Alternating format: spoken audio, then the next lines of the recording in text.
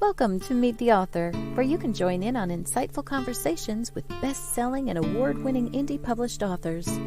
Your hosts today are Rob and Joan, who themselves are indie published authors, book publicists, and paranormal investigators with Tampa Bay Spirits, based in Tampa Bay, Florida.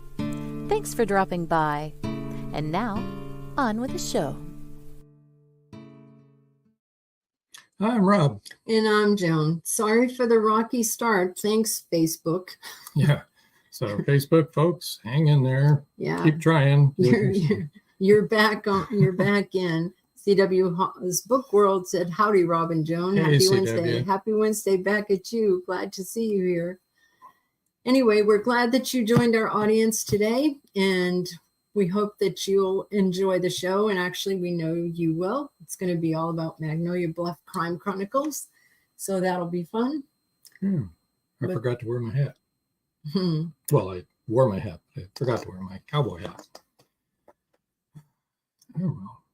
Joy Shelton York said, "Hi, Rob and Joan." Hi, Joy. How are you doing?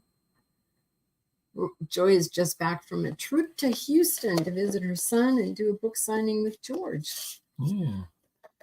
Okay. Well, Thursday, 9 o'clock Eastern Time. Go to www.wdjy.com and listen to the Atlanta radio station there. You can catch our broadcast there. Or if you're in the Atlanta area and you're listening on an FM radio, 99.1 FM. Also, Saturday, 5:30 p.m. Eastern Time, you can always catch episode rewind right here where you're watching right now. Wednesday night, next Wednesday, 7 p.m. is live, and our author guest will be Judith Starkston. We're also in the middle of a book cover contest right now, which most of you probably know, or a lot of you know anyway. We could use your help on getting winning that thing. We're in the second round. We're in first place still, which is good. Out of this is out of 100 now. It was 150 before. Yeah. Round 2 is 100, and then round 3 will be only 50. But if you go to allauthor.com and vote for A Chance of a Ghost, if you go to allauthor.com, go to the monthly cover contest, and you see a thing for contest. Just go down to the monthly cover contest. It'll give you a choice of 2 covers, but don't choose either one of those. Say, they're on to the left side, it'll say see all. Hit all, see all, and we're right there in the first slot on the first line. Paul Hollis says, "Hi, Rob and Joan." Hey, Hi, Paul. We're so glad that you're here. And Joy Shelton York said, "I voted." Thank you. Thank you. Thank you, Joy. The only other news we have really is next Saturday, not this coming Saturday, but a week from Saturday, May 18th, in the Tampa area. If you're going to be in the Tampa area, we'll be at the Gilded Page Bookstore in Tarpon Springs, Florida, with authors Sandy Will, Steve Altier, and RJ Eastwood. And that's from noon to 4. So come and join us. It's going to be fun. Buy some books. Buy some books. That'll be nice. Yes. Okay. So we're here to talk about Magnolia Bluff, right? So shall we bring our next 2 victims? I mean, our next 2 authors, and we will welcome, hi, April Nunn Coker, and Joe Angel. Hi, Joe. Hello. Oh, this is Beth Riley Gregory. Hi, Robin. Beth. Hi, Beth. Is Les there with you? I'm wondering. I'm thinking. He probably is. Yeah, these Beth and Les founded Tampa Bay Spirits. The team that we belong to. Yeah. All right, let's give people a little idea here. This year, 2024, started out in January for Magnolia Bluff with Who Mourns Electra by C.W. Hawes. Highly recommend it. We read it and enjoyed it. Yes. C.W. is a fantastic author. Yeah, I really enjoyed it. The February offering is Girlfriend Retreat, Cheaper Than Therapy by Linda Pirtle. I haven't read that yet. I just finished C.W.'s book. But she is an amazing author, really good. This is her second entry into Magnolia Bluff, right? Isn't it her third? Or is it third? Third. Joe, help me out here. It's her third. This is her third. It is her third. Okay, Yes. Third entry into. Oh It's boy, I'm good. everybody's third except Joe, and which is his second, and you and I, which is our first, and April, which is her first. All right. And then the third Other than us. that just came out here last month is our offering, A Chance of a Ghost. Yes.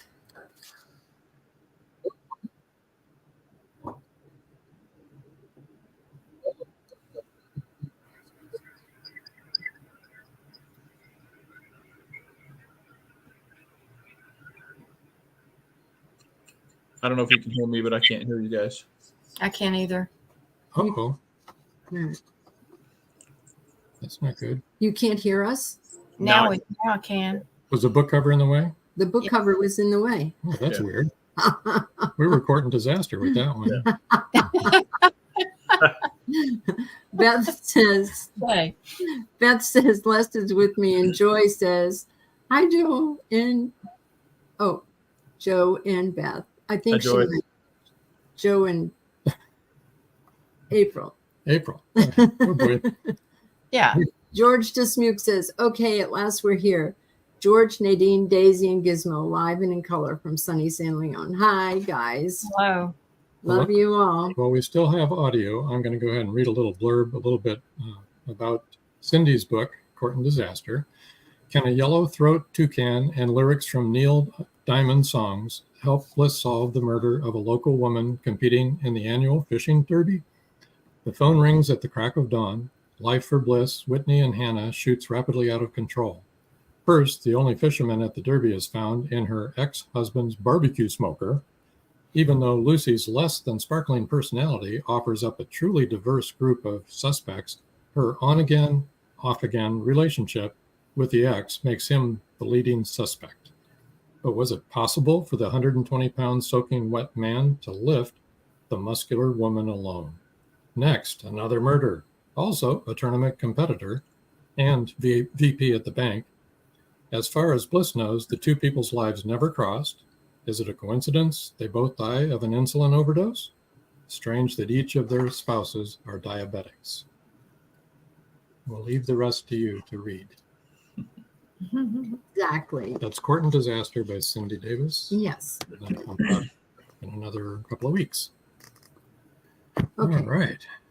So, as we said, today we have two people from Magnolia Bluff, two authors, April Nunn Coker and Joe Congel. April, how are you doing?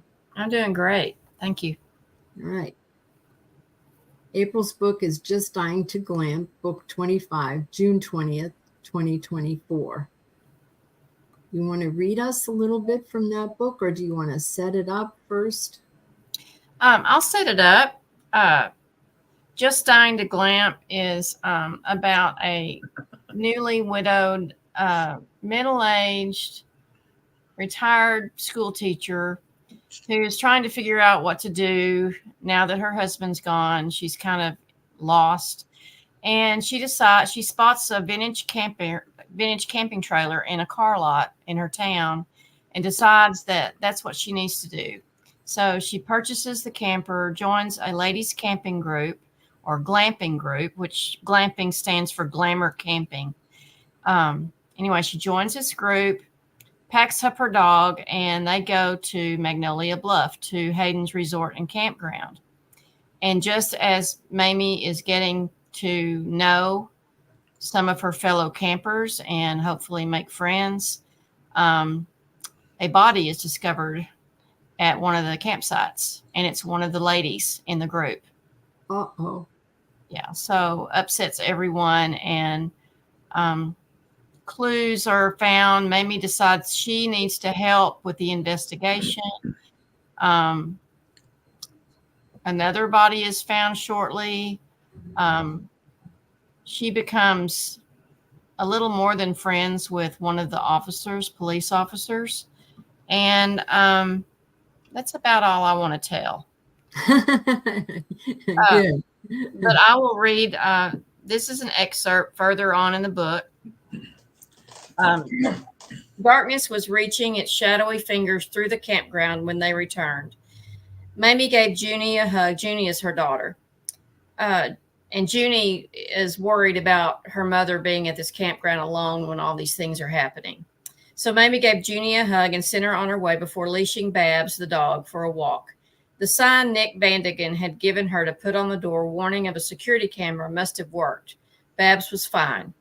Mamie had been concerned that Babs was alone in the camper.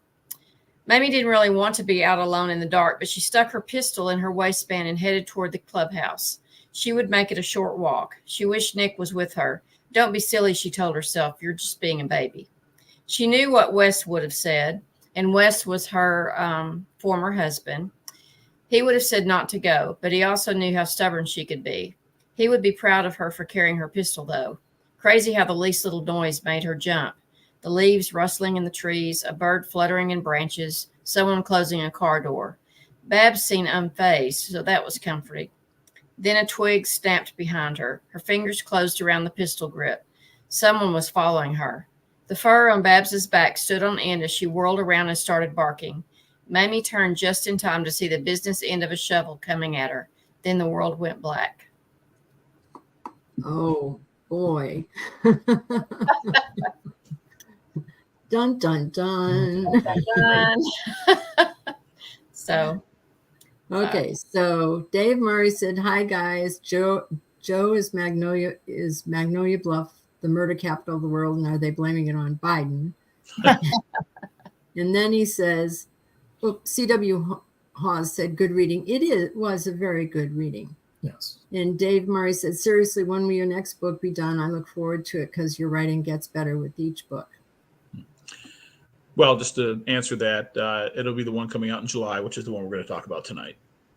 Yes. And there'll be a sneak peek, the first chapter tonight, and at the end of my book next month. Yes, that's right. And that's what we do in the Magnolia Bluff series. Everybody that comes after us, we give a sneak peek. So Cindy's is in the back of ours. Is in the back of ours. The whole first chapter. At the end of A Chance of a Ghost. And my first chapter is at the end of Cindy's book this month. Yes. And like so one big chain. Like yes. You're it. So, April, what inspired you to write about glamping? Well, it's funny because I had started this book before I was invited to join the Underground Authors.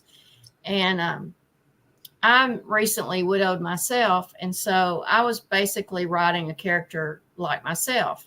I own a vintage camper, and I belong to a ladies camping group.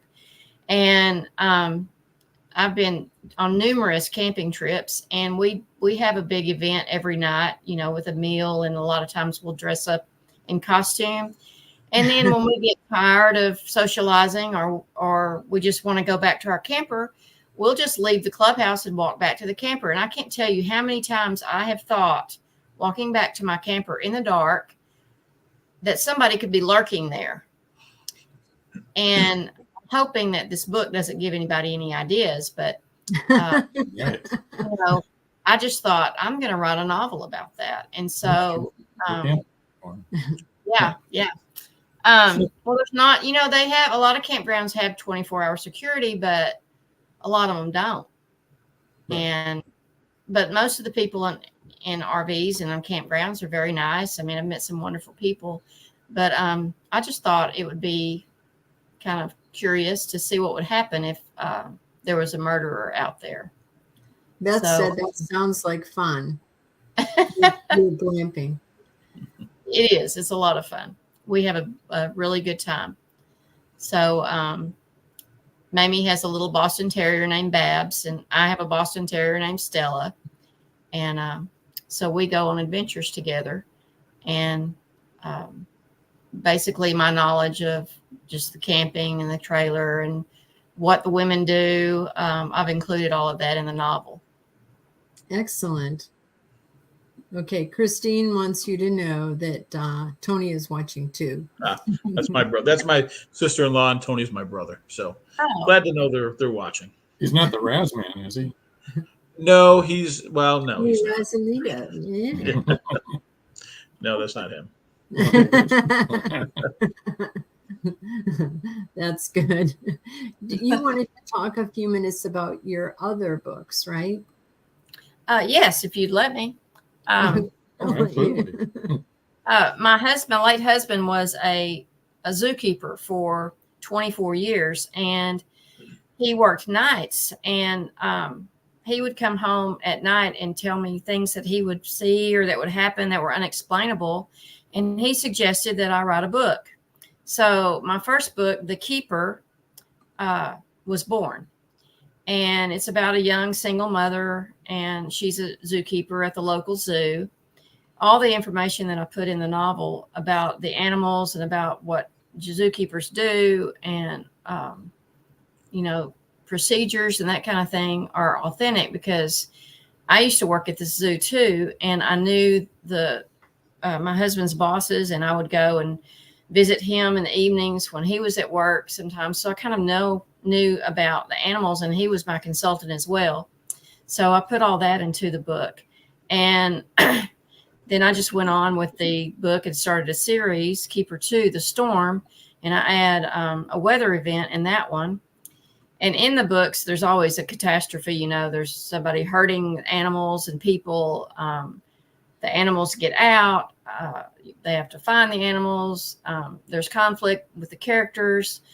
And then Keeper 3 has to do with a blackout. And, a blackout is a power outage. And what could happen at a zoo when the power goes out. Just use your imagination. Yeah.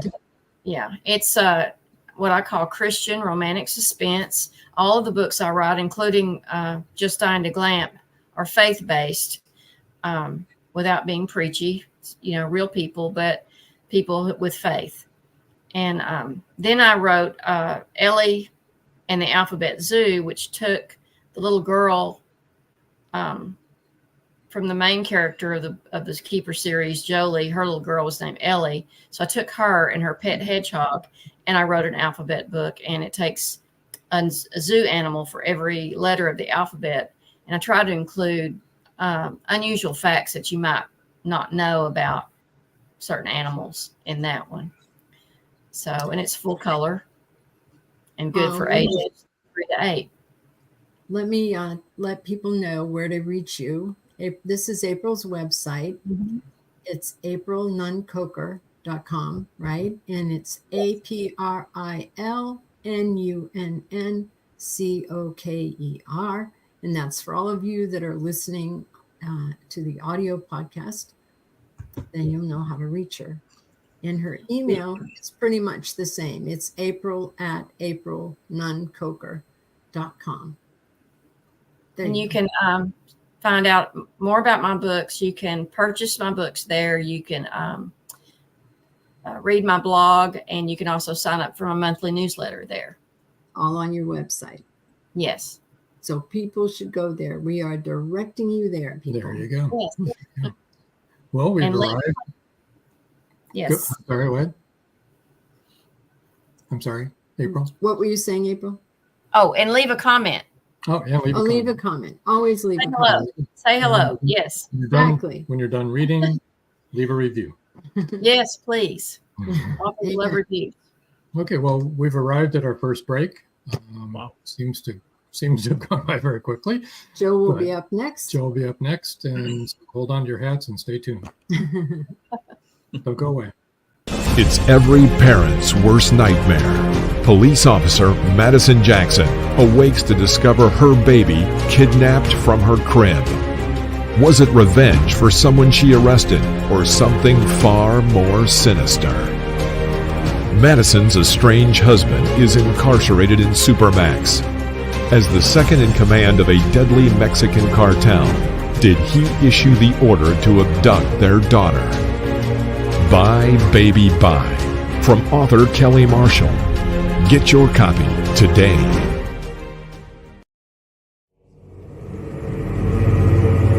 Many secrets are hidden within the darkness of the jungle. Now comes part 4 in the Jaguar series by retired Hollywood scriptwriter George Dismukes. In this saga, Brandon, Andrea, and Naja, the Black Jaguar, go deep into the Mato Grosso jungle on a mission to rescue 2 kidnapped children.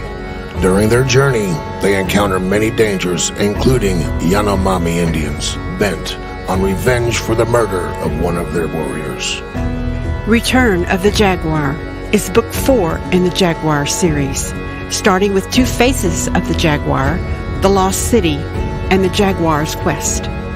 All 4 are available on Amazon, Barnes & Noble, and other bookseller websites worldwide. Return of the Jaguar is a must-read.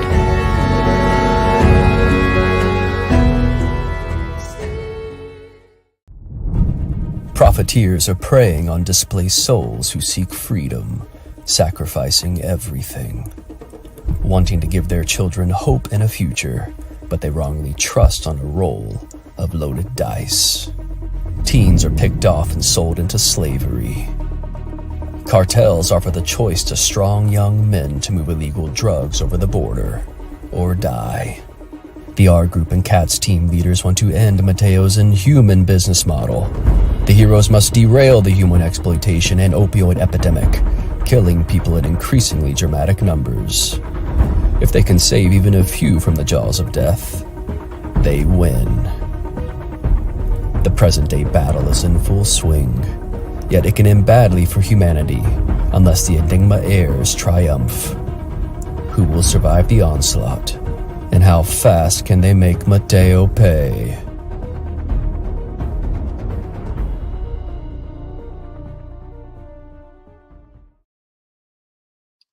Okay, we're back. We're back. All right, Joe, how are you doing? I'm doing well. How about you guys? We're doing pretty well. Well, good. Can I ask April one question real quickly? Mm-hmm. When you were talking, you said unexplained things happened at the zoo. Now, those of you that know us know why I'm asking that. Oh, yes. What do you mean? Well, okay, this may interest you, Rob and Joan, because one night he came home and he said there was a light in the distance and there were no workers out there with flashlights. There were no they have high fences and alarm systems, and so they didn't think anyone who could have gotten inside, and they never found out where the light came from. Other things like animals getting out, gates being unlocked, things like that. Yeah. Okay. Enough said. At the end of the show, I'll tell you why I asked that question. I'll tell you about something, but we really need to hear from Joe. Robert White says, hello, Robert. At last, we get to see Joe after all this time texting. Robert White, this is Joe Congel. There you go. Then Robert says, hi, everyone. He's coming to us from Australia. Thursday morning where you were at. So good morning, Robert. Wow. He's a time traveler. He's already in Thursday. He's up in the future. Yes. So how does it look on Thursday? Huh? Oh, anyway. All right. So, let's see. You've got a book. I do. Yours comes out in July. Yes. Right? Actually, it'll be July 23rd to be exact. 23rd. Okay. Yes.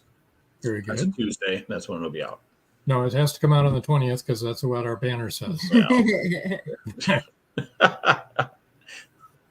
Will you have it on pre-order or? Yeah, it'll go up on pre-order on July 1st, probably. and it'll be on the 23rd. There, but you just won't get it to Yeah. the 23rd. Correct. Yeah. And obviously I don't have the cover for it completed yet. So Right. that actually, the funny thing is the process for that starts in a couple of days on the 10th. So just, I'll have it soon, but just not for this. So Yeah, that's okay. We'll put it up It's a as long soon as process. you get it. yes, It'll right. go up with all the others. Yeah, it is. But Crispian does a great job. So he does. It is, Absolutely. Mine's in the Absolutely. works. Yeah. You don't have yours yet either, Abel? No, she No, doesn't. I got my preliminary covers, and so I sent my feedback back, and so I'm still waiting. Gotcha. All righty. Christine says, "Yay! So excited for this book to come out." Yeah, let me tell you a little story about Christine. Christine, get ready to be called. She's my sister-in-law, and I know. she's a wonderful supporter of my writing, but she had not read any of it. She was just a wonderful supporter of it, and I bugged the snot out of her about that over and over and over again. Her mother loves the books I write. Her sisters love the books I write. She supports the books I write. She does not read them. But she finally read Second Chances last year. I don't know what bug got up her butt there to actually pick it up and read it. She had to move the coffee off of it because she uses it as a coaster. But she decided to read it. And oh my gosh, she actually liked it. So now she's Team Joe reading the book. So that's took a long time to get her on board, but now she is. So That's great. right, her family loves it. But it's nice to see that she's finally actually reading it. Now what we got to do is get my brother Tony to read the book, because he doesn't read anything, but he needs to read my book. Very good. Put it out. Put it on audio. Yeah. You can listen. Yeah, I could, but unless it's a Syracuse University basketball game or a lacrosse game or a football game, he's not interested. So Sherry said, "I read them all." right, that's Chris's sister. So yes, she does. So that's I apparently got everybody on here tonight, which is nice. So Robert said, "Put her in as a character. That way, she's guareed to read it." There you go. well, for a while I was going to do that, but I was going to kill her off because she wasn't reading it. But reading. Right. Well, it's funny though, because my two nieces, their daughters, they're both characters in a short story that I wrote for an anthology a couple years ago. So they're in it. They're in, not in Magnolia Bluff, but they're in it. They're in a Razman short story. So I had them in there. I just have not had her in there. And Tony is a character, sort of is in the Razman books as well, but he's not actually the Razman. So. Good. So Well, I'm halfway through Second Chances, and it's awesome. You're doing a great job. well, I appreciate that. And anybody that has read that book, you'd be familiar with Brandon Turner, who's the retired New York police narcotics detective who moved down to Magnolia Bluff. The real estate agent that he has fallen for. Both of them obviously are in the new book.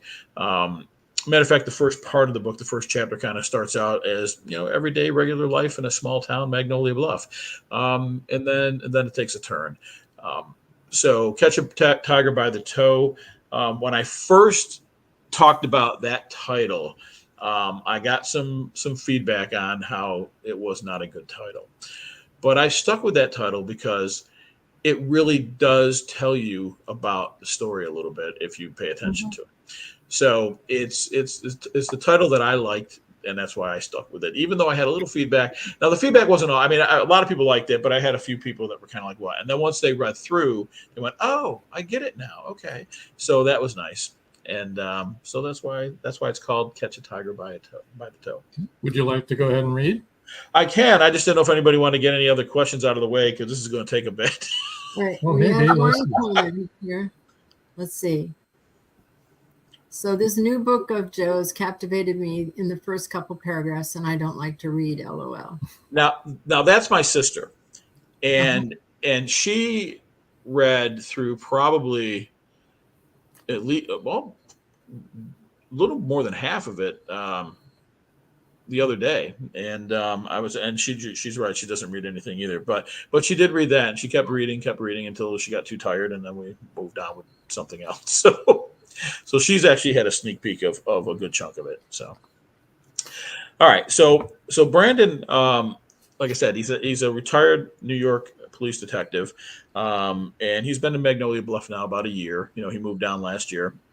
In the first book, and anyone that's read Second Chances knows, how he came through some issues that led him to move out of New York and down into Magnolia Bluff, where he ended up, and kind of what transpired while he was there last year. I'm not going to give that away in case somebody hasn't read that and they would like to go back and read it.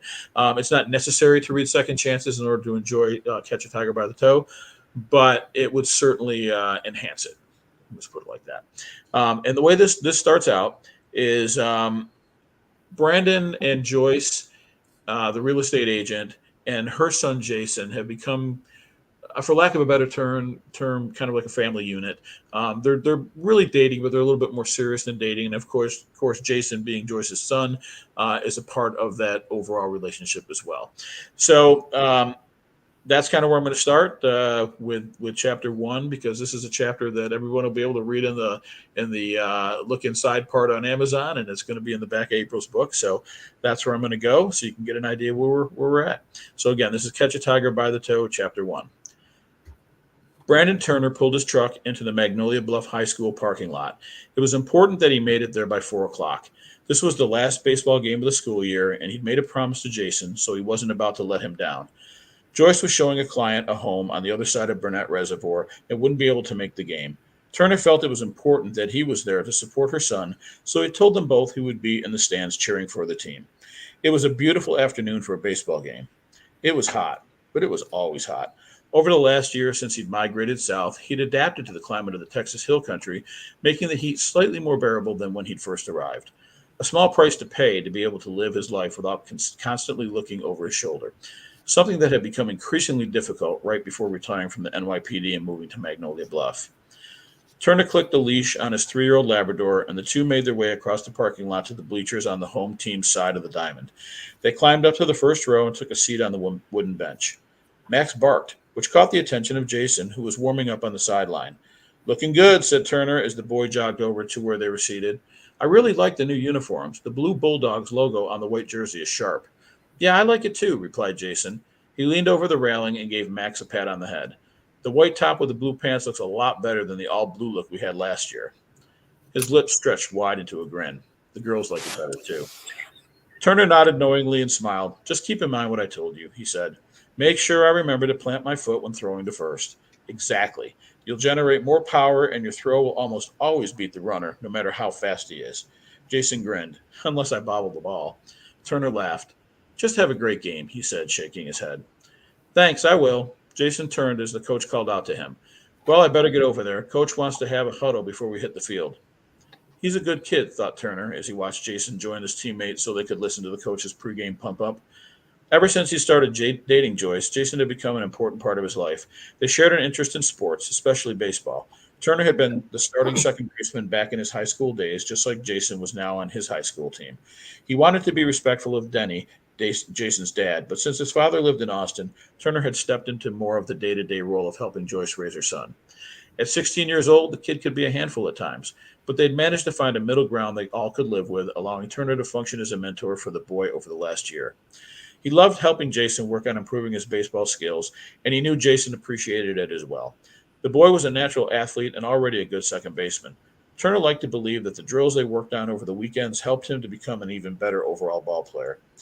Everyone stood as Miss Caroline McCluskey sang the national anthem, as she did for every home game. When she was through, the umpire yelled, "Play ball!" and the game was underway. It was a pitcher's duel right up through the bottom of the 5th inning. That changed with the first pitch in the top of the 6th when the visiting team's third baseman connected with a fastball and drove it over the left field fence. The Bulldogs answered in the bottom of the 7th when Jason scorched a 3-run homer that bounced off the scoreboard high above center field, putting them up 3-1. The home team held on to the 9th to win the ball when a ball was hit to the shortstop, who flipped it over to Jason, who stepped on the bag, planted his foot, and fired to first, completing the double play to end the game. Turner and Max excitedly jumped up along with the rest of the crowd while the Bulldogs whooped and high-fived each other as they ran off the field in victory. The kids were busily packing up their bats, gloves, and other assorted equipment. Turner and Max waited over by the backstop while Jason finished gathering his gear and stuffed it inside his bag. Several of the other players were still laughing and enjoying the win, while their parents waited and chatted about work and life. Turner watched as a woman pushing one of those small umbrella-style strollers came marching across the playing field from the visitor's side of the diamond. She was frantically whipping her head from side to side and crying hysterically. She stopped right in the center of the pitcher's mound and began screaming, "Has anyone seen my baby? Has anyone seen my baby?" A crowd formed around her as other parents came running over to see what was wrong. The scene quickly became chaotic, and everyone spread out and combed the immediate area for the woman's missing child. Turner fished his phone from a back pocket of his jeans and dialed 911 as he rushed over to where she was standing.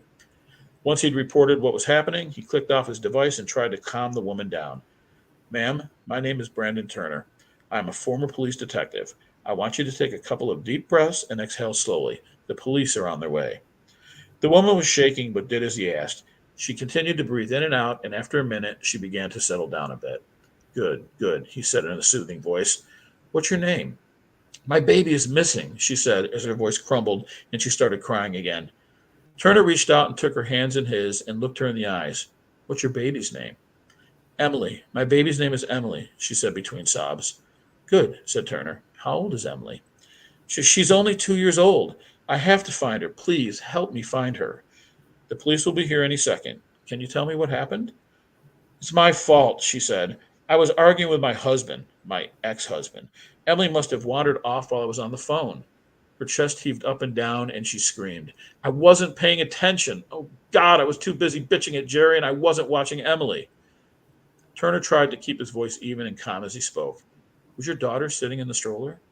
Her chest heaved again as she sucked in air and tried to fight back her tears. "Yes, Emily must have climbed out." She shook her head, clutched her stomach, leaned over, and threw up. She used the back of her hand to wipe her mouth and looked up at Turner. "How could I not notice she was gone? What kind of mother does that?" Sirens blared and lights flashed as a white and green trimmed four-wheel drive police SUV, followed by an unmarked cruiser, drove through the parted crowd and up onto the field. Chief Tommy Jaeger climbed out of the vehicle, fastened his hat securely on his head, and walked over to where Turner and the woman were standing. Right behind him, Detective Reese Sovereign emerged from the cruiser and joined the chief. Turner pulled them aside and filled them in on what was going on. "She appears to be a single mother who was on the phone with her ex when her 2-year-old child disappeared. She might have wandered away and is lost. It might be something worse. Either way, the kid, whose name is Emily, is missing." "Thank you for the update," Sovereign said, stepping around Turner so he could see the woman. "We'll take it from here." Turner looked over at the chief. "Tommy, the mother is hysterical and blaming herself. Her child is missing. I think you should talk to her before letting your detective loose on her." Detective Sovereign turned back toward him and scowled. "What the hell is that supposed to mean, Turner?" "I just meant that she doesn't need to be interrogated right now. You have to call in more officers and comb the area for the child. You can pepper her with your questions later." Tommy pulled the microphone from his shoulder and radioed for Winkler and Vandigan to get out to the high school pronto. Sovereign was working on the remnants of a soggy cigar. He pulled it from between his lips, turned his head, and spit. Then he returned the stogie to its resting place in the corner of his mouth. "You said she was talking to her ex on the phone when she noticed the child was gone. Do you believe her? She might think he took the kid and for some reason is covering for him." Turner looked at the detective and then at Tommy. The chief understood and nodded, then glanced over at Sovereign. "There'll be plenty of time for speculation, Reese," he said. "I've got Hans and Nick on the way. Meanwhile, let's spread out and find this woman's child." Turner brought the chief over to the woman and introduced him. She told him her name was Dawn Harding. He also found out that Emily had light brown hair and was wearing pink shorts and a white top with a hummingbird on the front with the words "sweet as nectar" underneath the bird graphic. Sovereign was already leading a group of parents toward the outfield when officers Nick Vandigan and Hans Winkler arrived. The chief and Turner quickly briefed them. Then they rounded up the parents who were still there and began walking the entire school grounds in a grid pattern. Turner told Jason to throw all his gear in the back of his truck and then join him and Max. He had his dog sniff all around the seat of the stroller, and then they headed off to join the search party. After about 20 minutes, Max dragged Turner and Jason over to the far corner of the parking lot where the buses were lined up for the evening. He noticed that the door on the bus at the end farthest from the school building was wide open.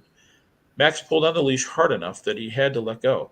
The dog bolted for the open door with Jason running right behind him. Turner called out after the boy, "Jason, do not go inside that bus without me." Max ran up the steps and entered the school bus.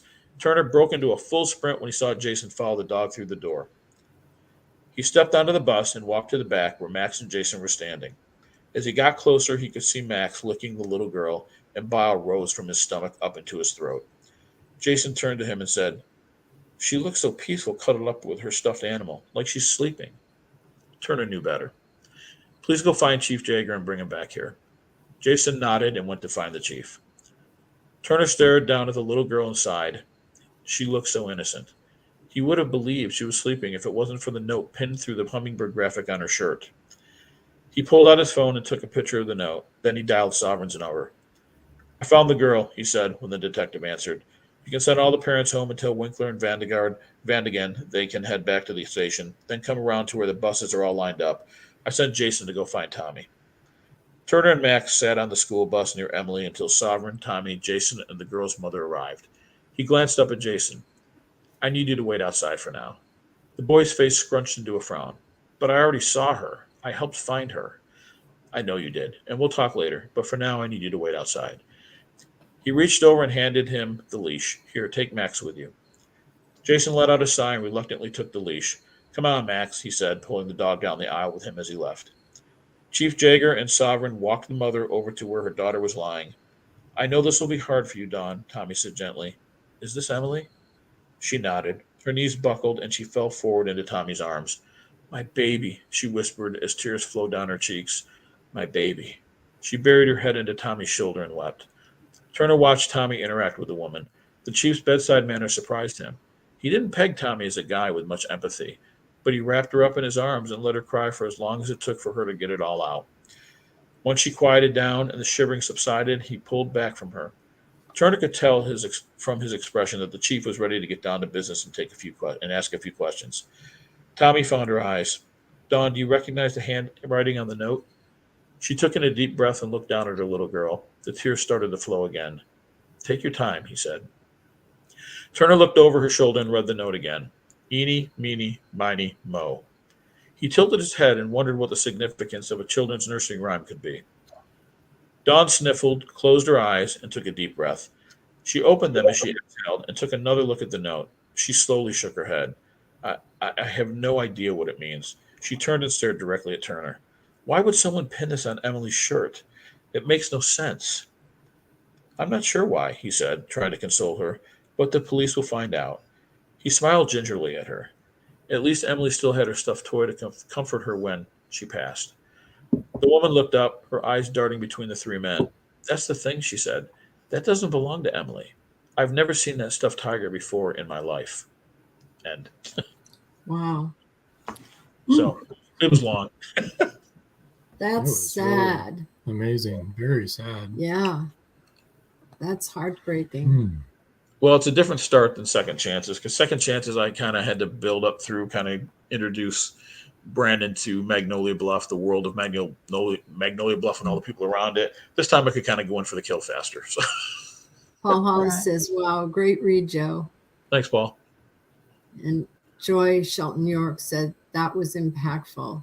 It I was. appreciate that. Thanks. Debbie Harrington wants you to know, April, that she's watching. Yahoo for you. Oh, yay. Hey, Debbie. Christine said, "That was amazing." Thanks, Chris. It was. That was rough to hear, actually. As a Yeah. mom of 6 and grandma of 14 and great grandma of 1. Yeah. Well, it's tough. Well, I'll tell you, the people that have read this so far have all said the same thing. Like, wow, how could you kill a child in the first chapter? But they couldn't stop reading, and that's kind of what I was going for. So CW, as a matter of fact, just said, "Neat beginning, although I can't believe you offed a little kid." Right. Well, Right? you don't see that part happen. You just find the child later.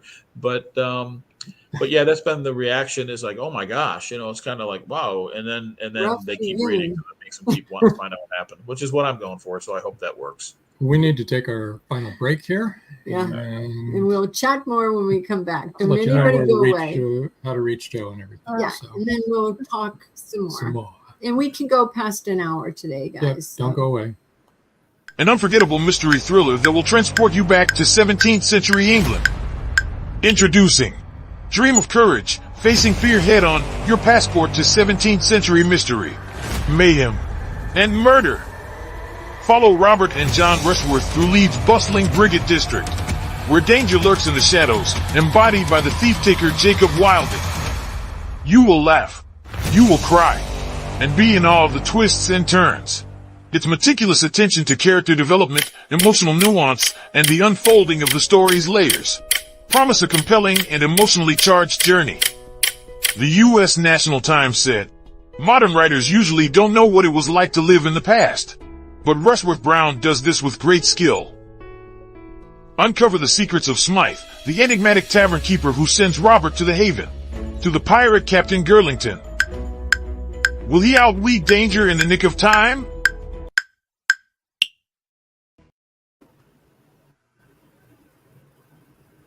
It's 1919, and Eric Laska returns from the war in Europe. Two new enemies await him in the small, coal-mining town he calls home. One is a threat to his relationship with Rebecca, the love of his life. The other, a bloodthirsty beast, is stalking the mining town residents. The townspeople suspect Eric of one of the killings.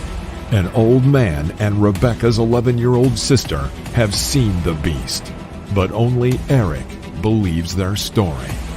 To protect the town and clear his name, he's forced to prove the werewolf exists. Available on Amazon. The Horror Within by Marjorie Swift Doring.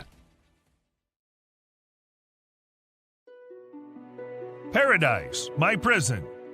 Charlie Flint awakens from a deep sleep and finds himself alone on a tropical beach surrounded by a palm tree jungle and exotic animals. He cannot remember who he is or anything about his life. First, he must find food and build shelter and protect himself from hidden dangers. As his memory gradually returns, it reveals what a very flawed person he is. A man who made too many mistakes, made too many enemies. The implications of the truth are staggering. How did Charlie get there? And will he save himself? Paradise, My Prison is the riveting new suspense thriller from retired Hollywood scriptwriter George Dismukes. Paradise, My Prison by George Dismukes is available in jacketed hardcover, softcover, and all ebook formats worldwide. And we're back. We are. George Dismukes said, "I'd like to be an undertaker in Magnolia Bluff. No limit on new business." Right. You might not want to live in Magnolia Bluff. And Nancy Caples said, "Loved all your books and can't wait to read this one." Thank you, Nancy. Well, and Nancy is Chris's mother, my brother's son, mother. Is everybody related to you, Joe? Yes. Everybody. And that's my daughter right there. So Don't let Maddie find out a little girl passed in your book. She'll never stop asking you questions about it. Maddie's your granddaughter? yes, it is. But well, and just to kind of give folks a little bit more of an idea what you're getting into with this book. Obviously, there's a nut job, wacko kind of a guy that's in Magnolia Bluff, and he's daring the police to catch him.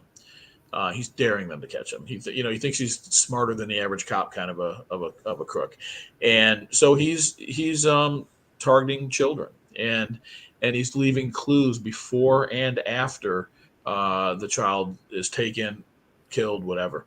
So that's kind of what they're dealing with, and then of course there's other shenanigans and a little bit of just hometown Magnolia Bluff weaved in there because you got to have that too. So.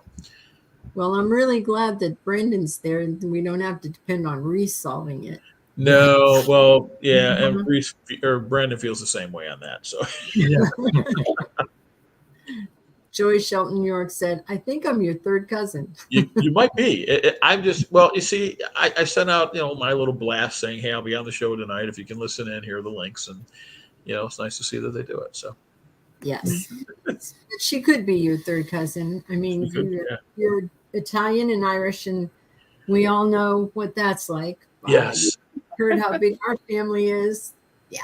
Hey, and who knows what happened in another life, right? So. Oh, don't even get me started.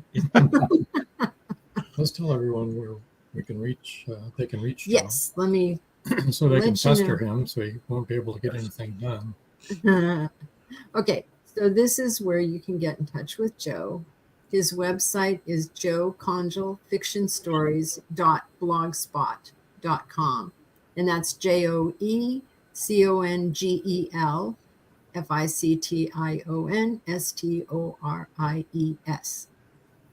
That's because everyone who's listening to just the audio podcast can't read this. So I spell it out for them. I understand all your social media links are on that website, right? Yeah, you can get to me from there. Absolutely. All the links, everything's right there.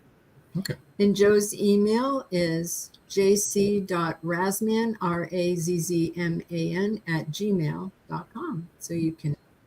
And I know Joe would love to hear from you. Yes, bring it on. So get a hold of both of these guys. Oh, CW says, "Oh man, bagging on Reese." I love Reese. Can I tell you something? I love Reese. He is so much fun to put in the books. I mean, he really is. Yeah. Well, yeah, a little bit, but he brings it on himself. So. Joy Shelton York said, "LOL." Michael says, "Hello there. Hi, Michael. How you doing? Thanks for being in the audience. Yeah, thanks for joining us. Yeah, good to see you here." And Catherine McKean says, "Hey, Rita, that could be a plot for another book." Don't let Maddie find out a little girl asked in your book. She'll never stop asking you questions about it. Yes. So the reason that I asked about the zoo was, of course, a paranormal reason. We used to live in Miami. Well, we had an apartment there for about 3 years. And we would travel back and forth from Tampa to Miami. And we were at the Miami Zoo, which is a really great zoo. And I was taking pictures of the camels, because remember when what day is it? It's hump day every Wednesday. So, so I was taking pictures so I could put out tweets, because that's what we called them way back then, back in the day. You have to call them X's now. X's. Yeah. And, that sounds good. And so I was taking a picture for that. And as I'm trying to take the picture, these 3 see-through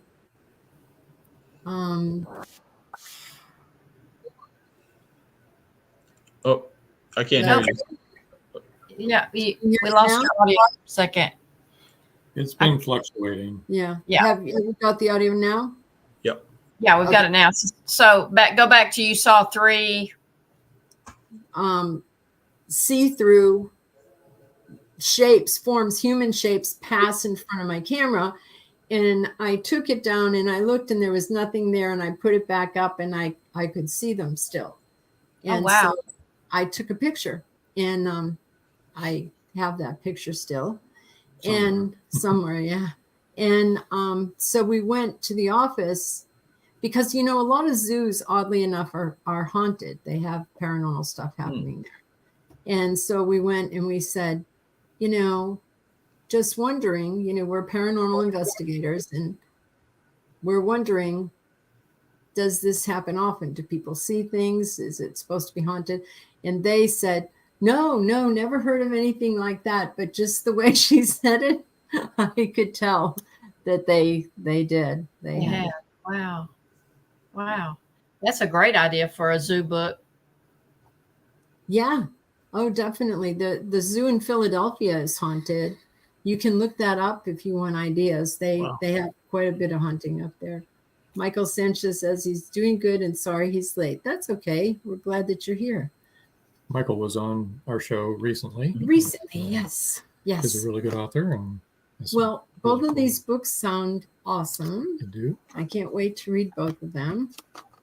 And we will be doing. We've come to that time where we need to say goodnight to all of our folks that are listening on WDJY 99.1 FM in Atlanta, thank you so much for joining us, and join us again next week, same time, same station. But the rest of you can continue to say, because we can carry on our discussion. I don't think the show that's supposed to be on after us on this station is going to be on. I don't think so either. I haven't heard anything. Right. So. But Robert White says, oh, good. Well, Robert, I know you, and you would have enjoyed it too. It's a paranormal show, but they just haven't been on. Anyway, so April, I wanted to ask you, how did you find writing from Magnolia Crime Chronicles, and how I was just going to ask that. you were, and trying to incorporate some of the other characters and trying to keep track of everybody and that sort of thing that we all have to do. It's been a challenge. I started immediately reading from book 1. I've made my way up to book 16. I only read at night before I go to sleep, so I get in 1 to 3 chapters a night, which makes it kind of slow. But all of the authors have been extremely helpful if I have questions about characters. And sometimes after I've written something, I have to change it after reading a current novel. I have to go back and change something that I've made a mistake on. So since I'm only on novel 16, I hope that novel 25 has everything correct. But I did have Linda read it, and she didn't find any glaring errors. So there's probably some in there, but that's only to be expected. Right. Caleb said everybody's going to look at everything differently anyway. We're all going to have our own perspective, and that's true. That's true. See through your own lens. Michael Sanchez said, oh, is that why I stopped going to the zoo in Philly? That could be. It's a great place. And Catherine says, April, your book sounds awesome too. We used to glamp, and many times I thought the same thing. What a great place for a murder. My reputation for not liking to read is being destroyed, LOL. Yes, you'll have to read my book, Catherine. Yes, definitely. What she needs to do is go right, and Chris also needs to go right back to book 1 and catch right up with all of them. Yes. Yeah. In about 3 years, I'll be done. Yeah.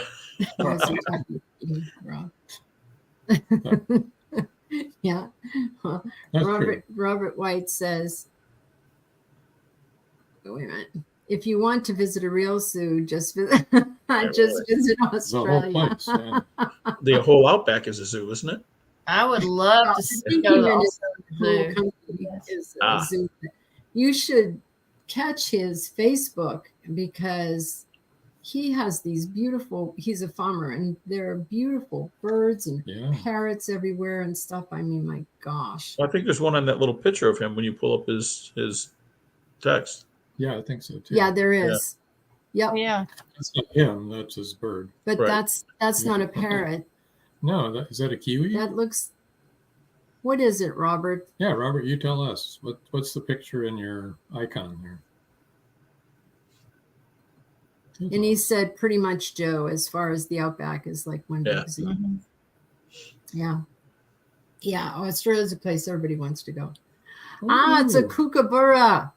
Okay. Kookaburra. I can't see it very well, but my husband and I used to visit. Anytime we travel, we would check out the zoo, because he loved to see what other zoos did in their exhibits. What zoo was he a zookeeper at? Tyler, Texas, East Texas, Caldwell Zoo. Very nice. That would have been my other dream job, is being a zookeeper. I had my own zoo. I had 6 kids. And I used to say that we both worked at a zoo. I worked at the zoo at the school, and he worked at the zoo at the animals. So I was a high school teacher. That's a lie. Yeah. But caldwellzoo.org, if you're interested in looking at the zoo that my books were based on, I used that zoo where my husband worked as kind of a reference point. Very good. Very good. I'm trying to find this one. Okay, this is what I was trying to find. See this? This is one of the Tony Rosalito's covers. And that's for Razman. Okay. Yeah, that's Razman. Yeah, Rosalito. Yeah, that's book 3. Joe's cars. Those are Joe's cars. Those are my cars. They're in my driveway. Yeah. Well, they're actually in the garage. He just took a picture and put it on the. Yeah, and then I animated it and put them right on the cover. Yeah. Easy peasy. Yeah. Yeah. Let me put up some of his covers too. Second Chances. That's the Magnolia Bluff one. Yep. Then Best Served Cold is a Tony Rosalito PI story. Yep. Dead is Forever. Yep. Yeah, that's book 1. We used Dead is Forever in our. It was in our book. It was in our. One of our characters was reading it, and Joe Congel, a Tony Rosalito PI story, Deadly Passion. You know, and then of course Dirty Air. I love all of your covers, Joe, and I love all of your covers, April. They're very nice. They're wonderful. Well, thank you. They are really well done. We have 2 more comments. Joy Shelton York says, "Were the animals more well behaved?" You mean than the kids? Yeah. Yes, definitely. She was on the Board of Education in her town. I was she was. She was, yes. Okay. Michael Sanchez says, "Everything is poisonous in Australia, so no, I will not visit this." And Michael Sanchez did a nice cover. I'm thinking he's talking about the cars. Michael's probably thinking those are nice cars. Yeah, they're not really my cars. I wish they were my cars. Oh no, they're not your cars. For anyone that might be thinking about coming over and breaking into my house, those cars are not here. First, they totally believed you. Yeah. Where to find him? Yeah, well, where to find him online? Somebody opens the door behind you. Yeah, exactly. That'd be scary. It would be. Yeah. So, have you figured out book 3 yet, Joe? No. You mean the third one for Magnolia Bluff? Yeah. Not yet. Matter of fact, the one I'm writing now, what was going to be a Razman story originally. The Catch a Tiger by the Toe was originally slated to be a Razman story, and but I've been so into the Magnolia Bluff world that I took it and kind of just changed, because I never really wrote the book. I just had the idea for it. And so I figured, well, I need an idea. I'll use this idea. Cause I think I've got about 4 or 5 other fleshed out ideas for Razman books. And I just kind of stole one of those and did Catch a Tiger by the Toe for that. But because I really didn't want to, I thought it's weird because the last year's book came out in August. And having one less month to get this one done just felt like it was going to be, oh my gosh, I got to get something quick, even though it really didn't make that much difference, but it just felt like it would. So instead of trying to figure out what the idea could be, I kind of stole a Razman upcoming idea and put it in this instead. So, yeah, we're lucky because our book next year comes out the same month as our book did this year.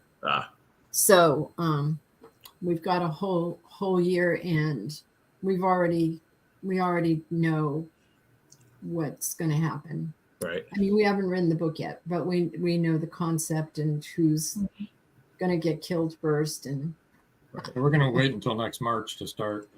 Well, I'll tell you, Rob. I'm a pantser, plain and simple. When I started writing the first Magnolia Bluff book, I had no clue where that was going. Not even a lick. I had no clue.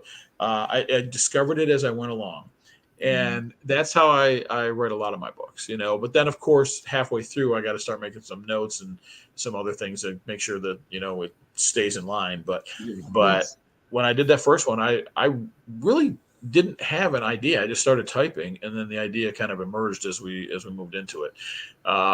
This one was a little different because I actually had the idea, sketched out just for Tony Rasolito. So it was easier to write this one simply because of that. I mean, well, I won't say easier because it's still the same challenge as being a pantser, but easier in the way that I didn't have to, I kind of knew where I was going with this one. So a little different. When we were writing our book, we really had in our mind to do another 15,000 to 20,000 words from where we stopped. And Rob was working at the dining room table and I was working in the other room. And I read him what I had just written. And he said, that's the end of the book right there. Yeah. He said, if we put anything else in, it's going to ruin the impact of what you just wrote.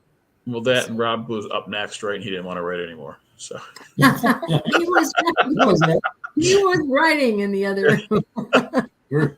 You're both working on it. Yes. Yeah, we did an epilogue and tied up all the ends that we wanted to tie up. But yeah, he was right. It was, and I think that's what being a pantser is like. And like the two ghosts that are in ours, we did not plan for them to be who they are in this book at all. Right. You know, we were going to show people how paranormal investigations really go and all that kind of stuff. And these two ghosts were like, well, I really think we need to be in this more than they you went want and us got to their be. actors' licenses with, what is it, AFTA? Well, that's Bertram and George, right? I like them. I think they're good characters. Yeah. Thanks. But now they're demanding minimum wage. All right. Yeah. Well, now will your second book be still like based on Tampa Bay investigations? Yep. Yeah. Yep. As a matter of fact, they're going to get called back. Okay. Yep.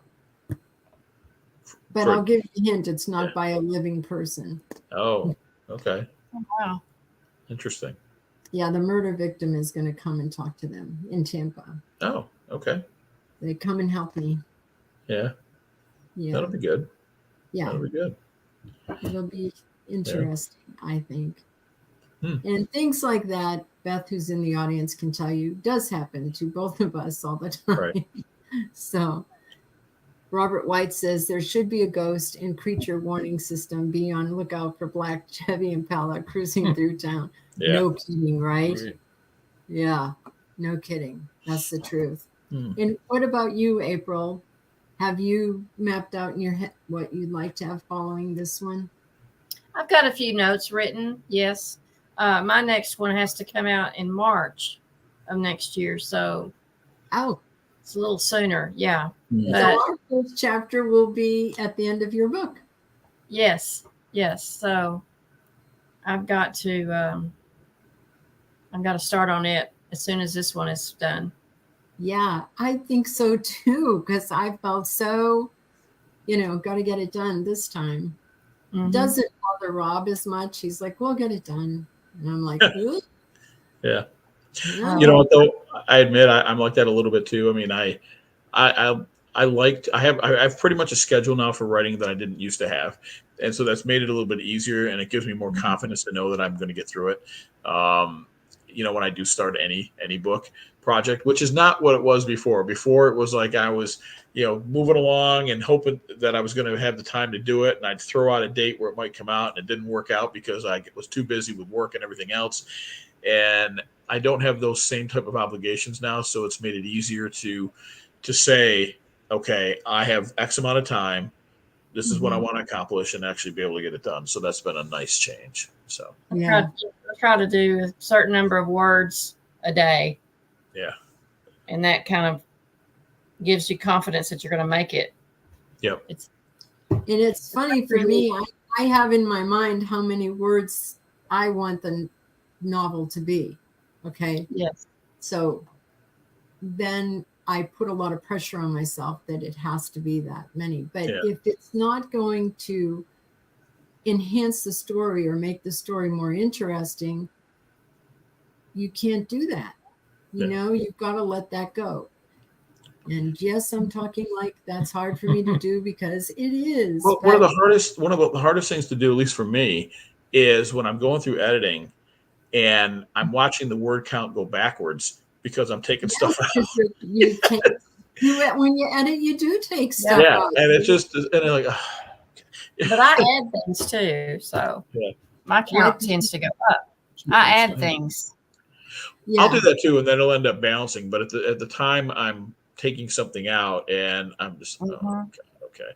Even though it's not really defeating anything, it's just I feel like I worked so hard to get to that word and that word number, and then all of a sudden here I am dumping it backwards. But it feels bad. Bad.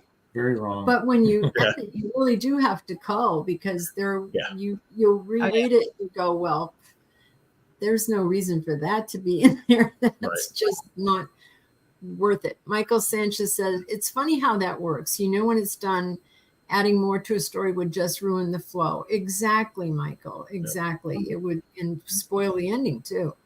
CW said, I add things too because I write so lean. Yeah. Yes. Yeah. That dang word count, I wish that we didn't have to have that running through our brains, but we do. Yeah, right? CW is definitely the king of just giving a little bit of information and then letting the characters talk, which works well. You know, I mean, when you read his books, you can't. I wouldn't think he was really having to worry about it. I mean, he's such a good writer. So he is a good writer. Yeah. Yep. His book is really good. Yeah. I agree. Morn's Electra. It's really good. Yep. Just finished it the other day. I liked it. I liked it a lot. I like his characters. So everybody's got a lot to look forward to. Yeah. Yes. Does anybody else have anything else they'd like to say, or any more comments from the Peanut Gallery? And if you're not as old as I am, you may not understand that comment. No, I understand that. But no, the only real other comment from me is just that I'm going to try to finish the Razman book I've been working on after this book is complete, before I start the next Magnolia Bluff book. So my plan is to have that done and out roughly around the end of the year, you know, to kind of keep it loose a little bit there just in case. But that's the plan, because I want to get back to get book 5 out for that. And it's become all Magnolia Bluff, which is not a bad thing. It's just that, you know, I've got Tony Razzolito screaming at me, you know, on the shelf saying you need to pick me up and start, you know, finishing this. So got to get back to that a little bit too. Yep, that's Missy. You know that we had been talking about writing a paranormal book, and actually had started it a couple of times and not finished it, and talked to Caleb about it. And he said, you have to write that book. And we never did. And so then Caleb asked us to write this book. He asked us to write in the paranormal. And so we did, and we had a lot of fun. I mean, it was really fun for us, because those are two of our passions. Beth Riley Gregory said, I am really enjoying A Chance of a Ghost. Thanks, Beth. Thank you. She's one of part of the team. She and her husband founded the team. And we do all that paranormal investigation together. Yes, I made the ghosts very likable and real, didn't I, Beth? She knows the ghosts that I based them off of, because she was there when we met him. Robert White said, don't make Tony Gibbs slap you to get you back on track, Joe. Tony Gibbs. That's Tony Razzolito. Come on now. He meant to me. Oh. Joyce Shelton Europe said, great show, Rob Jones. I guess we're Joe and April. Have a good evening. Another exciting show as usual. Thanks, everyone. Beth Riley Gregory said, they are cute. Our ghosts are very cute, and I really like them. Yeah. But anyway, what I was going to say is that now that we've done that, it's kind of like opened a door for me. And I've always wanted to, and this is totally different genre, I've always wanted to write a book about dragons. Yeah. And I don't know if any of you are familiar with Anne McCaffrey's work, The Dragon Riders of Pern. But it was a series that I really loved and really enjoyed. So I never wanted to write about dragons because of that, because I didn't want it to be derivative, and I didn't want to do something that sounded too much. I wanted to do my own thing if I did it, and I didn't think that I could. But now I know that we can do it, and I think we will. We'll be doing a fantasy book about dragons and fairies and all the fae things in Ireland and druids and all that kind of stuff. So what about the O'Rourke series? Anything more there? I don't know. Maybe we left it open to do that. We did leave it open. I was going to say something that I really shouldn't say in case somebody hasn't read it, but there's kind of a cliffhanger kind of thing that never happened. And I know that one of our readers said to us, well, when is book 4 coming out? And we said, oh, I don't know. And he said, you have to come out with book 4. Well, I get that, because that's kind of really a little bit what takes place in book 3 on the Razman. And I mean, you can still read book 3 and book 4 separately and not have read them both matter. But book 4 in a way picks up very close to the ending of book 3 and solves some open-ended questions that were still in book 3. So Robert White said, Worm World, good place for getting to know the dragon types. I belong to, and I have for over 13 years, belonged to an online multiplayer. Well, it's like a game, but we collect dragons. We hunt down dragons, dragon eggs, then we raise them. They become hatchlings and then adults. And I probably have 4,000 or 5,000 dragons, different kinds of dragons. Well, it took me 13 years to collect them. Robert said, yeah, it is. Michael said, great show, gotta go. It's a pleasure to meet April and Joe. Keep on writing. Thanks for joining us. Thanks, Thank Michael. you. Thank you. Thanks for being here. I guess we should shut down. Yeah. People need to leave. But I think we better. anyway, April, is there anything else you'd like to say? Or No, I just thank you for the opportunity. I'm honored to be here, and it was fun talking to everyone. thank you for being here. Yeah, thanks. Oh, I want to say one other thing. Right now, Cindy Davis's book is on pre-order, so people should get out there and order it. Yes, It's gonna be another good one. Yes. There you go. Yeah. Okay. All right. I did want to ask one more thing, April. Are you going to continue with your Zookeeper series? Will there be another book in that series? I had decided not to continue with that series. My consultant is gone, so I I'm understand. going to start on something else. Continue with Magnolia Bluff. Okay.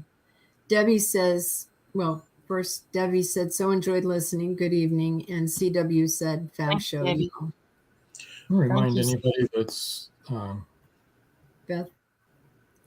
watching on YouTube to go ahead and click the subscribe button while you're there. And the like. And a like, And of share. course. And a share. Great show. I can't wait to read all the books in the Magnolia Bluff series.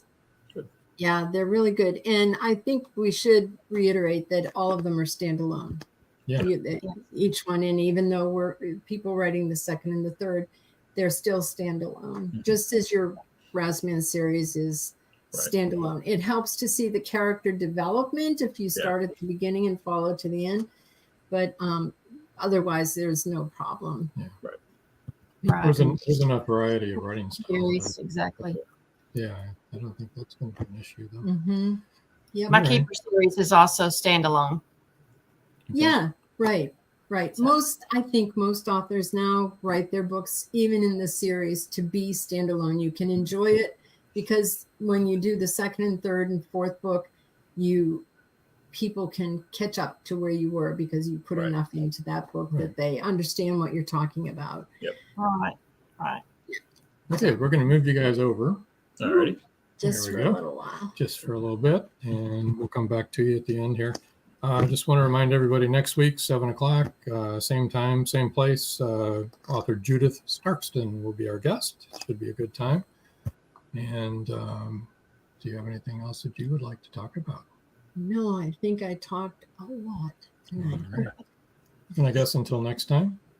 That's all, folks. See ya. Good night.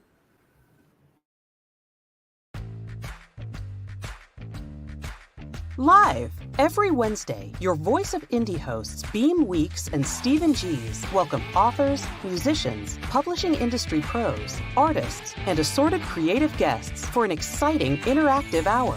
Call in during the show or post questions and comments on Twitter for responses in real time. Meet your favorite indie creators, learn inside tips, network, and promote your work.